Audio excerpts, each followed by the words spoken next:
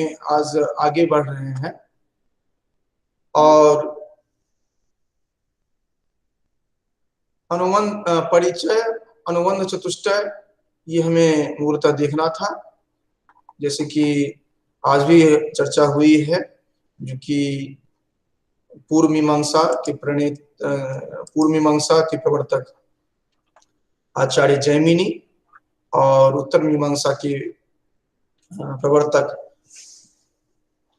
ब्रह्मसूत्र की प्रणेता वादरायण रहे हैं, महर्षि वादरायण। और इसके साथ साथ और भी बहुत सारे भेद जो हुए हैं, उनके तत्व भेदों को उनके आचार्यों एवं कृतित्व के साथ आप देखने का प्रयास करेंगे। यहाँ पर हम जो चर्चा करेंगे इस ग्रंथ में, वह ग्रंथ का परिचय, अनुबंध चतुष्टय, अध्यारोप, अपवाद, पंचीकरण, लिंग, शरीर, स्थूल प्रपंच आदि इन विषय वस्तुओं को हम देखेंगे। ये सब चर्चा हमने कल की थी, इसलिए इससे आगे हम बढ़ रहे हैं। यहाँ पर हम अधिकारी, जिसमें कि प्रमाता पद को हमने समझ लिया था। अब साधन चतुष्टय संपन्न प्रमाता के संदर्भ में ही है, उसको देखने का प्रयास करेंगे। तो हमने देख लिया था जो कि अधिकारी कौन है, उसमें भी विशेष रूप से काम्य निषिद्ध, काम्य निषिद्ध, नित्य नैमित्तिक प्रायश्चित्तोपासना अनुष्ठान जो है, इसको देखा था। उसके बाद उन कर्मों के संदर्भ में हमने चर्चा की थी, एतेषां नित्यादीनां बुद्ध शुद्धि परम प्रयोजनम, इनका बुद्ध शुद्धि जो है वह प्रयोजन है, मुख्य प्रयोजन है।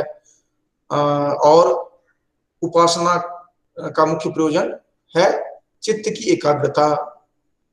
और इसके लिए कुछ उदाहरण उन्होंने दिया है, जो कि ये श्रुति वाक्य उदाहरण दिया है, स्मृति वाक्य का उदाहरण दिया है, नित्य नैमित्तिक प्रायश्चित्त उपासना का अवान्तर फल पितृलोक एवं सत्यलोक की प्राप्ति बताया गया था।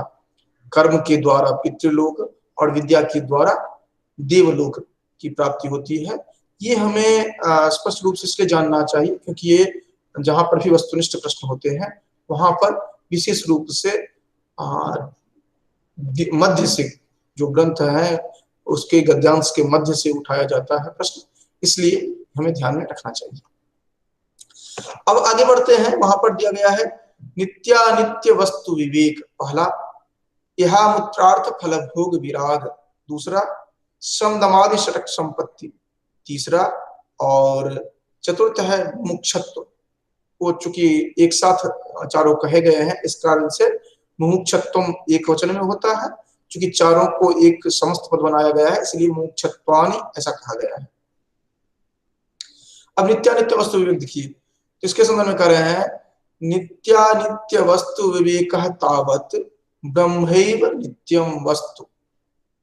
अब तावत अर्थात अब जो चर्चा हम करने जा रहे हैं, वहां पर नित्यानित्य वस्तु विवेक है।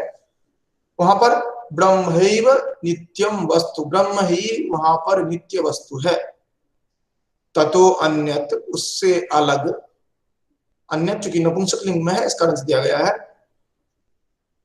अखिलम अनित्यम इति विवेचनम, और जो भी है अन्य सब कुछ अनित्य है। वस्तु कौन हुआ? जिसके हमेशा सत्ता रहेगी, नित्य, वह ब्रह्म है। और अनित्य जो है अवस्तु, अन्य जितने भी जो कुछ भी देखते हैं वह अवस्तु है। अब दूसरे पद की चर्चा करते हैं, इहा मूत्रार्थ फल भोग विराग। यह का अर्थ होता है ऐहिक, इस संसार में जो उपस्थित है, विद्यमान है। ऐहिक सृक चंदन वनितादि विषय भोगानाम, ऐहिकानाम इस संसार में जो उपलब्ध है। सृक कहते हैं माला को, सृक सृजो सृजः, और ये किरातार्जुनीय में आपने पढ़ा होगा लास्ट में, जहां पर कहते हैं जो कि आपने अपनी राज्य लक्ष्मी को ऐसे ही फेंक दिया जैसे मदमत्त गज सृक अर्थात माला को, पुष्पमाला को फेंक देता है। तो यहाँ पर सृक का अर्थ होता है माला। तो सृक सृजो सृजः इस तरह चलता है। तो सृक चंदन, चंदन सुगंधित पदार्थ है जिसका लेप शरीर में लगाया जाता है, और इसका बहुत सारा उदाहरण आपको साहित्य में मिलेगा। श्रक्त, और इसमें भी जाते हैं श्रीखंड और रक्त, दो तरह का होता है, और जिसमें श्रीखंड अधिक सुवासित होता है।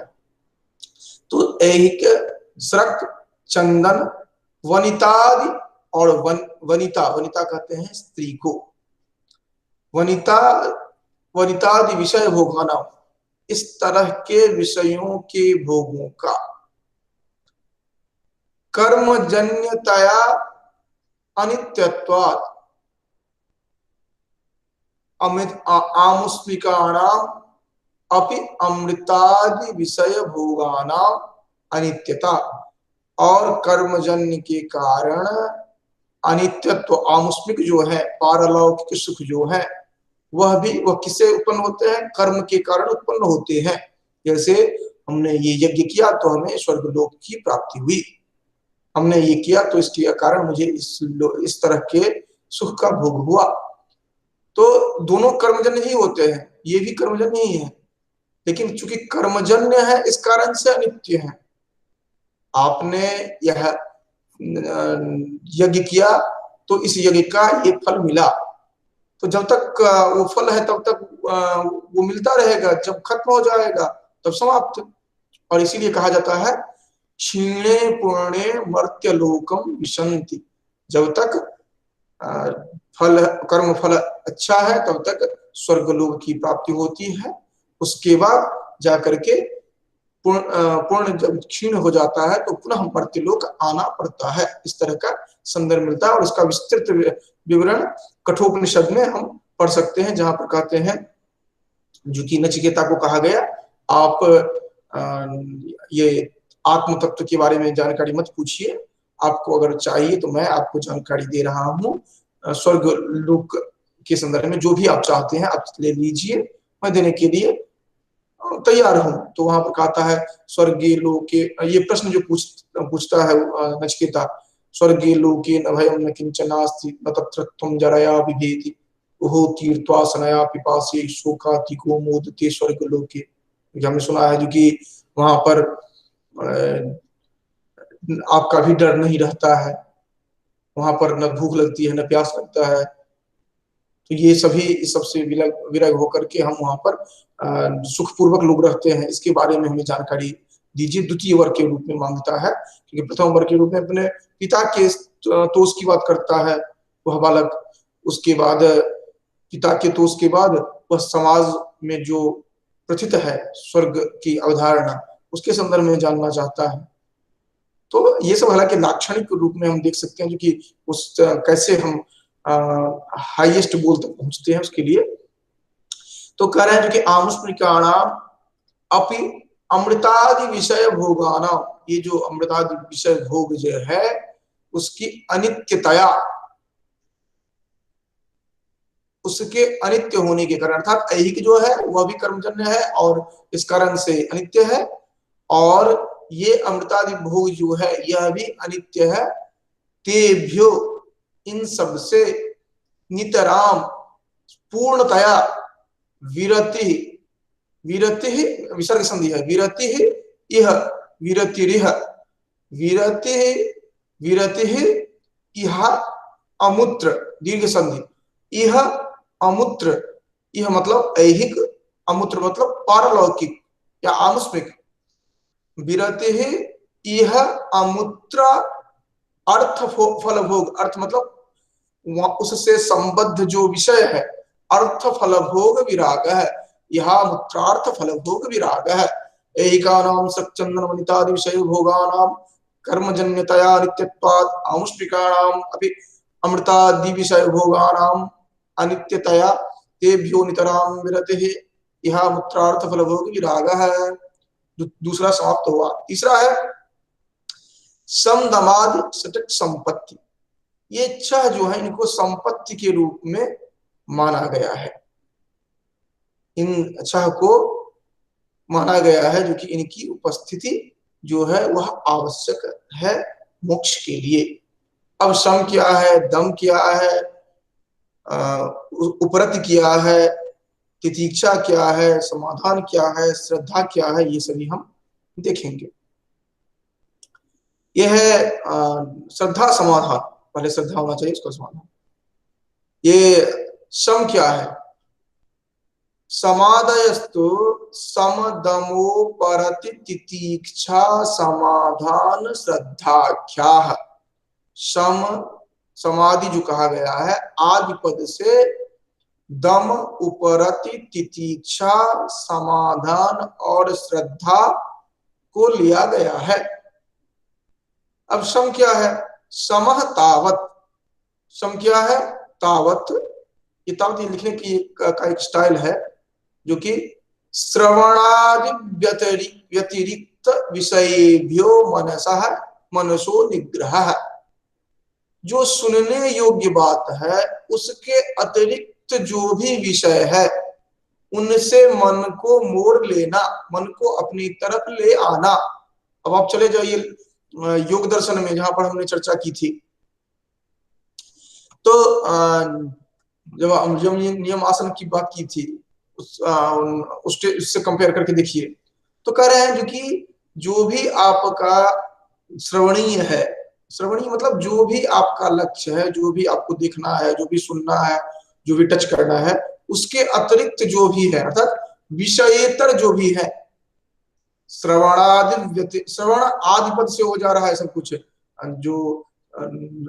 जो आंख कान नाक जिह्वा त्वचा सभी जो इंद्रियां हैं, उन इंद्रियों के कार्य जो है वह इससे अभिव्यक्त हो जाएंगे, क्योंकि समस्तावत श्रवणादि व्यतिरिक्त विषयेभ्यो मनसो निग्रह। मन का निग्रह करना। मन का निग्रह करना का अभिप्राय क्या हुआ? जैसे कल मेरी एग्जाम है, मेरी परीक्षा है कल, और आज हम पूर्वाभ्यास कर रहे हैं, पूर्वाभ्यास कर रहे हैं, और बगल में कोई कार्यक्रम हो रहा है, तो हम क्या करते हैं, क्योंकि वहां जो भी शोरगुल हो रहा है उससे अपने मन को अलग करते हैं। हम केवल अपने आप को नियंत्रित करते हैं, अपने मन को नियंत्रित करते हैं, अपने इंद्रिय को नियंत्रित करते हैं, केवल और केवल अपना जो हमारा पाठ्य विषय है उस पर ध्यान देते हैं। दम, दम का फिर क्या है? बाह्येन्द्रियाणाम तद, एक मिनट, प्रथम जो था उसमें पहले मन को हम कंट्रोल करते हैं, उसके बाद क्या होता है?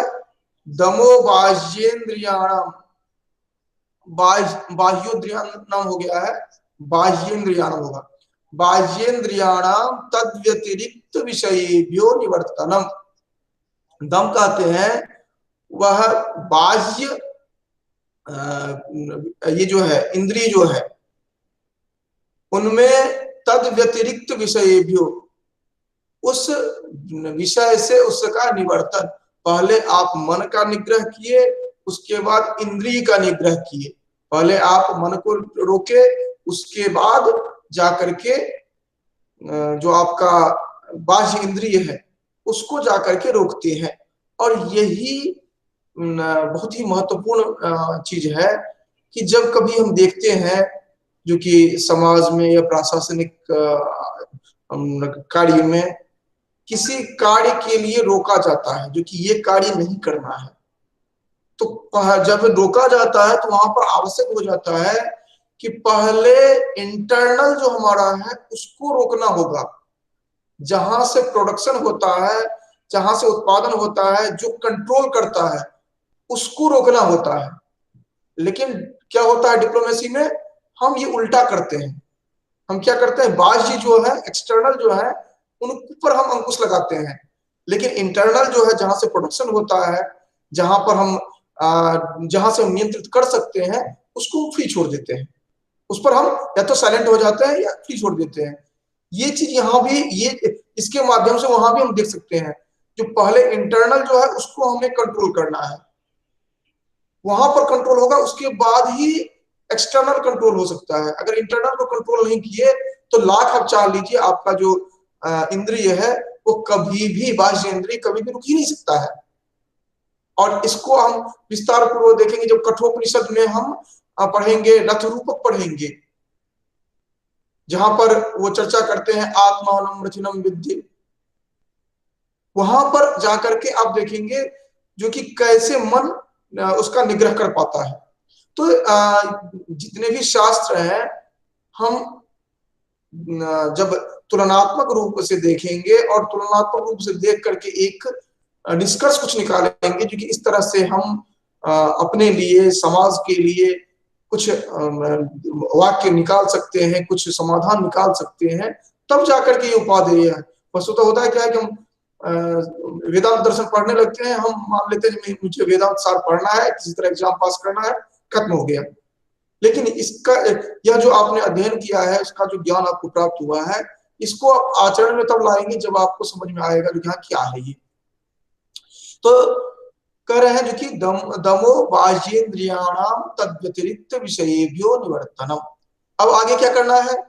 निवर्तितानाम एतेषाम, एतेषाम नाम ये मन और बाह्येन्द्रिय जो है, तद्विषयेभ्यो तद्विषयेभ्यः उपरमणम उपरतिः, उससे पूर्णतः उससे परित्याग उसका हो जाए।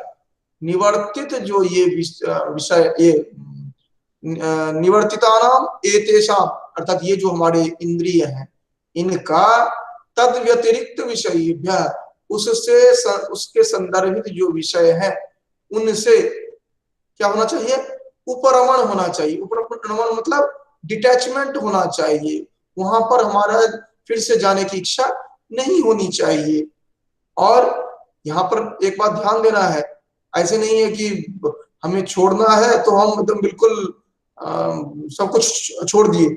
वह विहितानाम कर्मणाम विधिना, जो विहित है कर्म उसके विधान पूर्वक, जैसे किसी को घर गृह त्याग करना है, तो गृह त्याग करना है तो इसका अभिप्राय ये नहीं है कि हाँ हमें ये सांसारिक माया मोह नहीं चाहिए तो हम अगले दिन झोला उठाए और चल दिए। वो जो हमारा जो कर्म है, जो विहित कर्म है, उसके माध्यम से ही हमें निकलना है, क्योंकि हमें बताया गया है ब्रह्मचर्य जीवन होगा, गार्हस्थ है, फिर वानप्रस्थ है, उसके बाद संन्यास में हम जा सकते हैं। और यही हमारी भारतीय परंपरा रही है। तो उस कर्म के माध्यम से जो कुछ आप अपने जीवन से हटाना चाहते हैं, या अपने पद से हटाना चाहते हैं, या आप कोई काम ऐसा करना चाहते हैं जहां पर आपको समस्या हो रही है, एक सिस्टमेटिक, एक क्रमबद्ध तरीके से, एक नियम पूर्वक उसका परित्याग करिए। क्यों ऐसा कहा गया है? क्योंकि अगर आप ऐसा नहीं करते हैं तो या तो उसके अगेंस्ट में कुछ रिएक्शन होगा, उसकी प्रतिक्रिया होगी कुछ, ठीक, या दूसरा ये हो सकता है जो कि दूसरे को कष्ट होगा, भले आपको न पता चले। ये हम समाज में भी लागू कर सकते हैं। जब भी हम कोई रूल बनाते हैं, कोई नियम बनाते हैं, कोई शासनादेश होता है, उसमें हमें देखना होता है क्योंकि जो एक क्रमबद्ध तरीका है उस तरीके से हम करें। अगर मान लीजिए एक दिन रूल है जो ये पूरा इस मोहल्ला को हटाना है, तो मोहल्ला को पूरा हटाना है, ये नियम तो आ गया, लेकिन फिर वो व्यक्ति कहाँ जाएंगे, किस तरह उनका डिस्टेब्लिशमेंट होगा, ये सभी सोच करके, जो कि हमारे नियमावली में है, उसके आधार पर उनको करके उसके बाद हटाएं। तो ये जितने भी हैं ये केवल हमारे अपने लिए ही नहीं है, हम जहां भी इसको अप्लाई करना चाहें वो उसी रूप में इसको हम लागू कर सकते हैं। हम अब आप कहेंगे ये तो मोक्ष के लिए बात कर रहे हैं, कहां पर आप जा रहे हैं समाज में? तो आप भी मोक्ष के लिए कहां पढ़ रहे हैं? आप तो एग्जाम के लिए पढ़ रहे हैं। तो ये यहाँ पर कोई मोक्ष के लिए नहीं है, यहाँ पर मोक्ष एक बहाना है, काम कुछ और है। काम है जो कि हम अपने आप को सुव्यवस्थित कर सकें, समाज को सुव्यवस्थित कर सकें, राष्ट्र को समृद्ध कर सकें, विश्व शांति की स्थापना कर सकें, और उसके बाद ऑटोमेटिकली हमारा जो यही हमारी विद्या हुई, विद्या ये अविद्या हुई, अविद्या मृत्युम तीर्त्वा विद्या मृत्युमश्नुते। जब आप संसार के लिए अच्छा काम करेंगे तो स्वयं अच्छा रहेगा। तो ये कह रहे हैं निवर्तितानाम एतेषाम तद्व्यतिरिक्त विषयेभ्यः, यहाँ पर विसर्ग संधि है इसलिए विसर्ग का लोप दिख रहा है यहाँ पर, क्योंकि आगे स्वर है, आगे ऊ है। निवर्तितानाम एतेषाम तद्व्यतिरिक्त विषयेभ्यः उपरमणम उपरतिः। उपरमण का अर्थ होता है विहित कर्म के विधि से उसका परित्याग करना। अब तितीक्षा क्या है? जब आपने ऐसा कर लिया, सब कुछ छोड़ दिया, अब आपको ये भी सामर्थ्य होना चाहिए जो कि सुख दुख को आप सहन कर सकें। तितीक्षा, शीतोष्णादि द्वंद द्वंद्व सहिष्णुता। शीत और उष्ण जो है, ये जो द्वंद्व है, शीत उष्ण आदि जो कहा गया है, इसमें सब कुछ आ जा रहा है। ये जो द्वंद्वात्मक जो स्थिति है इस संसार में, उसको आप सहन कर सके, क्योंकि इतना सहज नहीं होता है। एक बार आप कार्य तो प्रारंभ करते हैं, लेकिन जब आपको कष्ट होना शुरू होता है तो स्वाभाविक रूप से आप उससे दूर होना चाहते हैं। और आपको अगर बौद्ध परंपरा में जाएंगे तो आपको एक मिलेगा संदर्भ, जो कि जब प्रारंभ में सिद्धार्थ अभ्यास करना प्रारंभ किए तो उन्होंने देखा जिस तरह ये पारंपरिक आचार्य एक पैर पर खड़े होकर के सालों साल खड़े रहते हैं, या फिर वह जिस तरह अपने शरीर को तपाते हैं, कहे जो कि ये तपाना संभव नहीं है। उन्होंने दूसरा मार्ग चयन किया। तो ये बात आप सुव्यवस्थित रूप से आप चिंतन कर सकते हैं, जो कि ये क्या कहा जा रहा है और कहाँ किस तरह से बात हो आ रही है।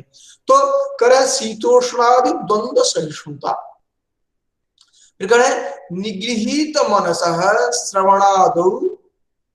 अब देखिए, आपने पहले अपने मन को नियंत्रित किया, उसके बाद ज्ञानेंद्रिय कर्मेंद्रिय इनको नियंत्रित किया, उसके बाद क्या हुआ, जो कि आप जिस विषय को आपने त्याग किया था उससे आप पूर्णतः डिटैचमेंट के लिए आपने अपने आप को मना लिया।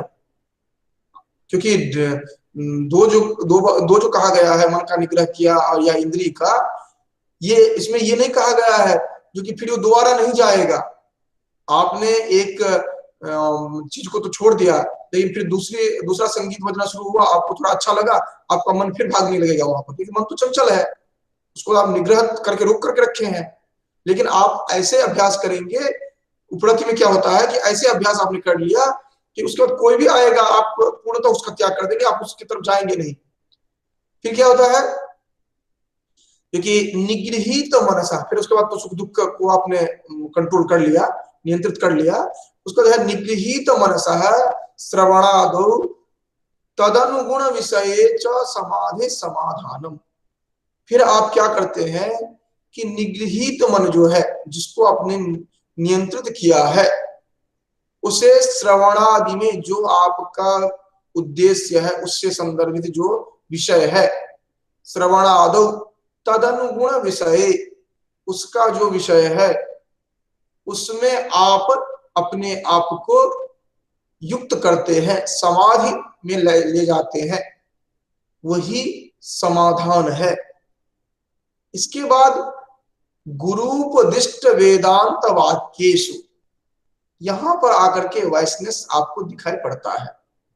जैसे आप बौद्ध परंपरा में जाएंगे तो कहेंगे आर्य सत्य का अभिप्राय है, जो कि आप जो इनके द्वारा जो उपदेश दिए गए हैं उनमें आप विश्वास रखें। वेदांत आप पढ़ते हैं, कहा गया है गुरूपदिष्ट वेदांत वाक्येषु, वेदांत वाक्य में विश्वास रखें। जिस डिसिप्लिन को आप पढ़ेंगे, जिस परंपरा को पढ़ेंगे, जिस प्रस्थान को पढ़ेंगे, वहां पर वो कहेंगे जो मैंने जो कहा है यह सबसे महत्वपूर्ण है, इस पर आप ध्यान दीजिए। यही चीज परंपरा से चलती आई है और आज भी यही चलती आ रही है। जहां भी जिस संस्थान के माध्यम से आप ग्रहण करते हैं शिक्षा, जहां पर आप होते हैं, वहां की बात आपको सुननी होती है। जिस डिपार्टमेंट में आपकी नियुक्ति होती है, आपको उसके जो नियम है, नियमावली है, उसको आपको अंगीकार करना होता है। तो ये सभी बातें जो है, ये हमारे लिए व्यावहारिक धरातल पर यह है, कोई ऐसा नहीं है कि केवल पारलौकिक केवल मात्र है। तो उसके बाद क्या है, ये गुरूपदिष्ट वाक्य है। अब मैंने जितनी अभी चर्चा की, अगर आपको यही विश्वास ना हो, अरे ये जो बता रहे हैं ये वास्तव में ओरिजिनल टेक्स्ट में है भी या नहीं है, अगर आपको इसी बात पर विश्वास ना हो, तो मैंने जो इतना देर जितनी भी चर्चा की वो आपके लिए निरर्थक रहेगा। तो इसी तरह वेदांत में जो इन्होंने चर्चा की, अगर आपको उन पर ट्रस्ट ही नहीं होगा, उस पर विश्वास ही नहीं होगा, तो आप कुछ नहीं मानेंगे। तो ये जितना भी कहा गया वो सब व्यर्थ हो जाएगा। तो इसलिए कहा गया है क्योंकि जिस डिसिप्लिन में आप हैं, जिस प्रस्थान में आप हैं, जिस मार्ग में आप हैं, वहां के आचार्य जो हैं, प्रामाणिक आचार्य, उनके वचनों में आपका विश्वास होना चाहिए। उसके बाद मुमुक्षत्व, मुमुक्षत्व कहते हैं मोक्ष की इच्छा रखना। मुमुक्षत्व है मोक्ष की इच्छा रखना। फिर भी यहाँ पर ध्यान देंगे, प्रश्न भी हुआ था, मोक्ष की इच्छा रखने का अभिप्राय ये नहीं है कि आप हर पल आप अपने मोक्ष जो मुक्ति है, मुक्ति कैसे हो उसके लिए आप चिंतन करते रहते हैं, ये ऐसा नहीं कहा गया है। ये है जो कि जब आप इस इन स्टेज में पहुंच जाते हैं, ये क्रमिक है। जिस समय में आप मन को नियंत्रित करते हैं उस समय में आवश्यकता नहीं होती है किसी शीतोष्णता की बात आप करें, या जब आप अपने इंद्रियों का निवर्तन करते हैं तो वहां पर आवश्यकता नहीं होती कि आप मोक्ष की इच्छा को हमेशा ध्यान में ही रखें। मतलब जब आप वेदांत वाक्य में श्रद्धा रखने लगे तब जाकर के मोक्ष की इच्छा उस समय में आपके मन में, मन मस्तिष्क में होना आवश्यक है, तभी जाकर के आप कुछ काम कर पाएंगे, आगे बढ़ पाएंगे। हमने ये देख लिया था, अनुबंध चतुष्टय जो है हमने देख लिया था। इसमें अधिकारी हमने पहले पढ़ लिया था, जो कि अधिकारी तो विधिवत अधित वेद वेदांगत प्रेनापात, तो ये हमने पहले देख लिया था। विषय यहाँ पर है जीव और ब्रह्म की एकता, जो अभी हम देखेंगे। संबंध प्रमेय अर्थात विषय जो है और उपनिषद वाक्य प्रमाण जो है, इसका बोधक भाव जो है, यह विषय संबंध है। और प्रयोजन जो है यह तदैक्यगत प्रमेयगत अज्ञान निवृत्ति और स्वस्वरूपानंद की अवाप्ति जो है, यह प्रयोजन है। अब हम देखते हैं प्रमाता, ये जीव ब्रह्म की एकता की बात करते हैं। हम जहां कहीं भी देखेंगे संसार में, प्रमाता, प्रमाण और प्रमेय, ये त्रिपुटी दिखाई पड़ता है। ये तीन कॉर्नर पर तीन आपको दिखाई पड़ेगा। अन्य जगह, मैं यहाँ वेदांत की बात नहीं कर रहा हूं, प्रमाता जो ज्ञान प्राप्त करने वाला है, प्रमाण जो साधन है, और प्रमेय जिसका ज्ञान प्राप्त करता है। जैसे मैं स्क्रीन देख रहा हूं तो ये चित्रपट हमारे सामने में है, मैं प्रमाता हूं। चित्रपट जिसका ज्ञान हमें हो रहा है, यह हुआ विषय या प्रमेय या ज्ञेय, और जिसके माध्यम से हम ज्ञान प्राप्त कर रहे हैं वह क्या है? प्रत्यक्ष है, प्रत्यक्ष प्रमाण है। तो प्रत्यक्ष प्रमाण यहाँ पर हो गया साधन या प्रमाण, उसको कहते हैं। अगर हम वेदांत के संदर्भ में चर्चा करें तो प्रमाता कौन होता है? जीव होता है। प्रमाता यहाँ पर मोटे तौर पर ब्रह्म को नहीं कहेंगे, क्योंकि अगर ब्रह्म को आपने कहा तो ब्रह्म के बाद फिर कुछ बचेगा ही नहीं। तो हम सामान्य जो जीव है, भले एक स्तर पर आकर के हम ब्रह्मत्व को सिद्ध करेंगे भी, लेकिन मूल रूप से अभी व्यावहारिक धरातल पर हम एक जीव है। मैं प्रमाता हूं, मैं ज्ञान प्राप्त करने वाला हूं। किसका ज्ञान प्राप्त करना चाहता हूं? शुद्ध चैतन्य का, जो कि मैं खुद हूं लेकिन मैं नहीं जान पा रहा हूं खुद को। तो शुद्ध चैतन्य जो है, ब्रह्म जो है, वह प्रमेय है, उसको मैं जानना चाहता हूं। प्रमाण क्या है? उपनिषद वाक्य जो है उसी के आधार पर तुम जानेंगे।